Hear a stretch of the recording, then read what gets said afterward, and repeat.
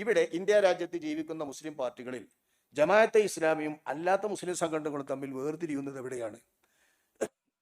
ഇമാം ഇല്ല എന്ന കാര്യത്തിൽ അവർക്കും നമുക്കും അഭിപ്രായ വ്യത്യാസമല്ല. ഖിലാഫത്ത് എന്നത് നാമമാത്രമായി പോലും ശേഷിക്കുന്നില്ല എന്നതിൽ അവർക്കും നമുക്കും അഭിപ്രായ വ്യത്യാസമില്ല.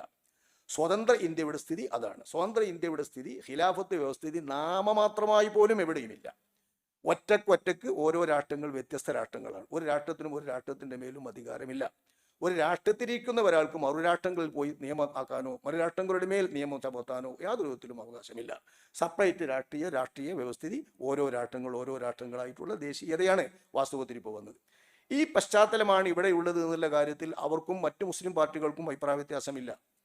പക്ഷെ അവർ പറയുന്നത് അതിനുവേണ്ടി പരിശ്രമിച്ചു കൊണ്ടിരിക്കണം എന്നാണ്. രാഷ്ട്രീയ വ്യവസ്ഥിതി ഉണ്ടാക്കാനും ഇസ്ലാമിക ഭരണം ഇവിടെ സ്ഥാപിക്കാനും വേണ്ടി പരിശ്രമിച്ചു കൊണ്ടിരിക്കൽ മുസ്ലിം സമൂഹത്തിൻ്റെ മേലിൽ സാമൂഹിക ബാധ്യതയാണെന്ന് അവർ പറഞ്ഞുകൊണ്ടിരിക്കുന്നത്.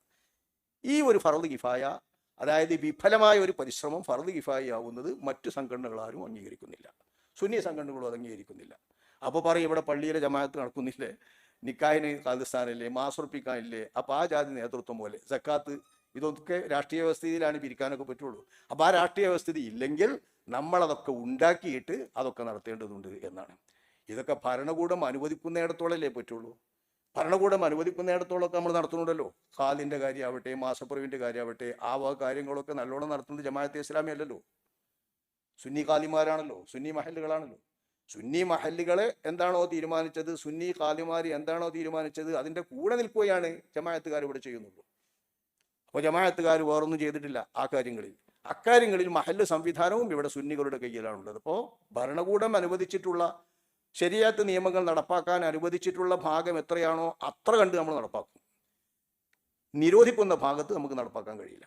അത് അവർക്കും നമുക്കൊക്കെ ഒരുപോലെ തന്നെയാണ്. പക്ഷേ വാദിക്കും വെറുതെ ഇങ്ങനെ അവർ ഈ രാജ്യത്ത് നടപ്പാക്കാൻ വേണ്ടി പരിശ്രമിക്കണ്ടേ എന്ന്.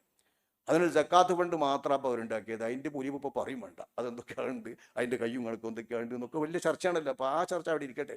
അപ്പോൾ അതുപോലെ തന്നെ രാഷ്ട്രീയ അധികാരം ഇവിടെ ലഭ്യമാക്കാൻ വേണ്ടി പരിശ്രമിക്കണം എന്ന് ഇഖാമത്തുദ്ദീൻ ലക്ഷ്യമാക്കി പ്രവർത്തിക്കുന്ന, അല്ലെങ്കിൽ ഹുക്കൂമത്തെ ഇലാഹി എന്നത് ലക്ഷ്യമാക്കി പ്രവർത്തിക്കുന്ന രൂപം കൊണ്ട ഒരു പാർട്ടി, ഹുക്കൂമത്തെ ഇലാഹി എന്നതിൻ്റെ പ്രത്യേകമായ ആശയങ്ങളൊന്നും മാറ്റാതെ അതിനെ ഇഖാമത്തുദ്ദീൻ എന്ന പേര് നൽകിയിട്ട് മറിക്കുകയാണ് ചെയ്തത്.